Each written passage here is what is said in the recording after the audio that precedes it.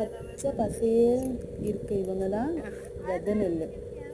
அடுத்த விளைச்சலுக்காக விதை போட்டு முளைச்சி வந்துட்டு இருக்காங்க.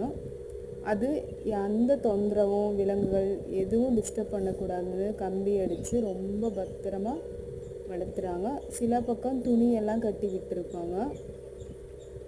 ஒரு நெல் முளைச்சி வந்து நம்ம கைக்கு வர்றதுக்கு அது எவ்வளவு வேலை. விதை நெல் தனியாக போட்டு அதை நாற்று கட்டி அப்புறம் நாற்று நட்டு அது எவ்வளவு ப்ராசஸ்க்கு அப்புறம் அந்த நெல் நம்ம கைக்கு வருது. இந்த பூமி தான் அந்த விதை நெல் நடுறதுக்காக காத்துட்டு இருக்கு. அது தண்ணியெல்லாம் விட்டு ஒரு பக்குவப்படுத்துகிறாங்க. இந்த நெல் முளைச்சி கைக்கு வர்ற கேப்பில் இந்த வரப்பு உரத்தில் பொரியல் தட்டக்கான்னு சொல்லிட்டு அந்த பயிர் நட்டு விதை போட்டு முளைச்சி வந்திருக்கு. இது இவங்களுக்கு ஒரு எக்ஸ்ட்ரா வருமானம். விற்பனைக்கும்